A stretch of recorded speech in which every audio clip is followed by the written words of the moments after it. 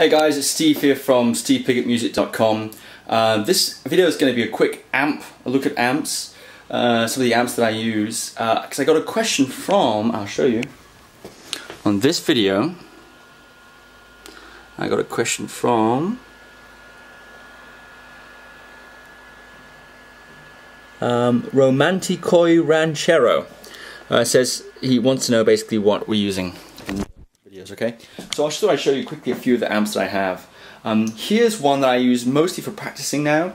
I got it many years ago. I still gig it sometimes, but mostly I use it for practicing, and it's the Marshall. It's a Marshall Valve State VS100. It actually sounds really good. Now normally I'm kind of a tube amp snob, you know, but I got this when I was very young, second hand for about like £150, £200. It's 100 watt, and it sounds really good, you know. Okay, here's another amp that I use. This is my main gigging amp. It's an Engel 100 watt, Sovereign 100 watt amp. Really good amp. It's got lots of knobs on them. I don't use most of those knobs. Actually, try to get different tones and grit and things like that through really a lot of using the volume control and the way you hit the guitar and where you hit the guitar, things like that. I tend to try and do that rather than fiddling around too much with gain and overdrive and stuff like that. At least most of the time. In fact, I'd rather have an amp that's really pushing hard and breaking up, and I can clean it up by rolling my volume back, than I would, you know, have lots and lots of different channels with different degrees of gain and clean and things like that. I prefer it the old school way. Not always possible though. Certainly on some, especially pop gigs, quite often you need so many different kind of computery sounds. You do need quite a heavy pedal board. But there you go. But you know, a lot of times we rent amps, we use different amps. So these are only some of the amps that I use.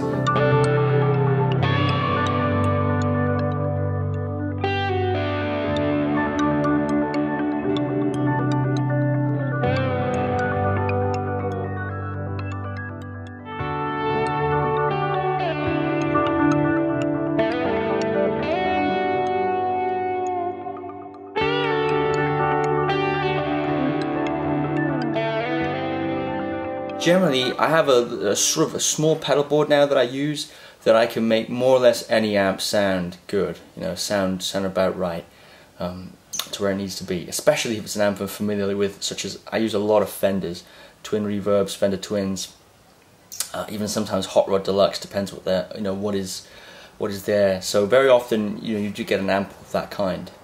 For a good amp, if you're thinking about getting, you had your Microcube, you were saying, and you're thinking about getting another amp that's got good clean sound and will get you that Hendrix tone.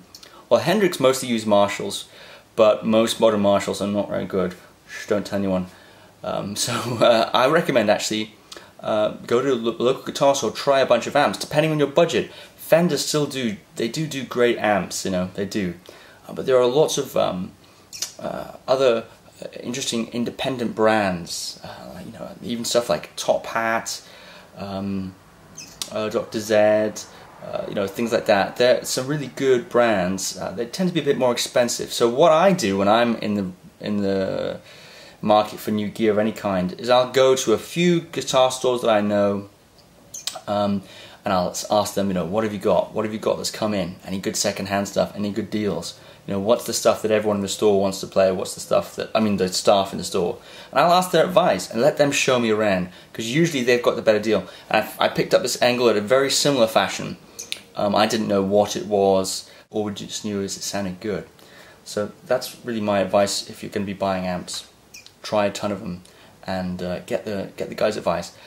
eBay's a bit risky. If you're going to go online, it's a bit risky, unless you're really sure that you like that kind of amp. You're really sure you know the amp well, and you're pretty confident the seller's not going to send you an amp that's destroyed. Then I guess you can risk it. Certainly with pedals, eBay is fine, but amps and guitars, it starts to get into a bit more. You want to try it a little bit, you know. But anyway, that's my opinion. So good luck.